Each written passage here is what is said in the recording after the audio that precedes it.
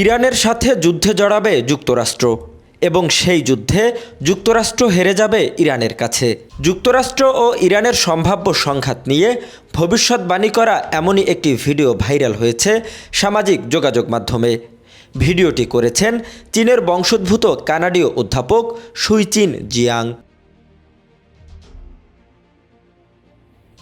2024 সালের মে মাসে ধারণ করা ওই ভিডিওতে তিনি যুক্তরাষ্ট্রের ভবিষ্যৎ রাজনীতি এবং ইরানের সঙ্গে সম্ভাব্য যুদ্ধ নিয়ে 3টি বড় পূর্বাভাস দেন। বেইজিংয়ে দর্শন ও ইতিহাস নিয়ে পড়ানো এই অধ্যাপক পড়াশোনা করেছেন যুক্তরাষ্ট্রের খ্যাতনামা শিক্ষা প্রতিষ্ঠান ইয়েল কলেজে।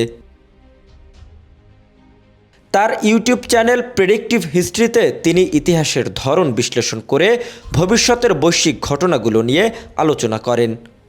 চ্যানেলটিতে ইতোমধ্যে প্রায় 15 লাখের বেশি অনুসারী রয়েছে। RICL TMX, যুগের পর যুগ স্থাপনা থাকে মজবুত। ভিডিওতে জিয়াংয়ের প্রথম পূর্বাভাস ছিল ডোনাল্ড ট্রাম্প আবারও যুক্তরাষ্ট্রের ক্ষমতায় ফিরবেন। দ্বিতীয় পূর্বাভাস, তার নেতৃত্বে যুক্তরাষ্ট্র ইরানের সঙ্গে যুদ্ধে জড়াতে পারে। আর তৃতীয় পূর্বাভাস, সেই যুদ্ধে শেষ পর্যন্ত যুক্তরাষ্ট্রই পরাজিত হতে পারে।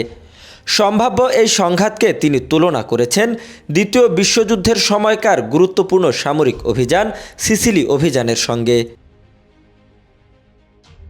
জিয়াংয়ের মতে ইরানের ভৌগোলিক অবস্থান, দুর্গম পাহাড়ি অঞ্চল, দীর্ঘ সরবরাহ লাইন এবং শক্তিশালী অভ্যন্তরীণ প্রতিরোধ যে কোনো বিদেশি সামরিক অভিযানের জন্য বড় চ্যালেঞ্জ তৈরি করতে পারে। তার বিশ্লেষণ অনুযায়ী শুরুতে সামরিক সাফল্য এলেও দীর্ঘমেয়াদে সেই অভিযান কৌশলগত ব্যর্থতায় পরিণত হওয়ার ঝুঁকি থাকে।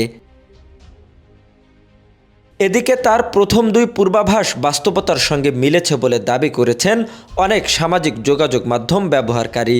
ফলে কেউ কেউ তাকে ডাকছেন চীনের নস্ট্রাডামাস।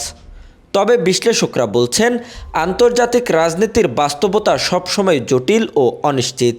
তাই জিয়াংয়ের তৃতীয় পূর্বাভাস কতটা সত্যি হবে তা সময়ই বলে দেবে।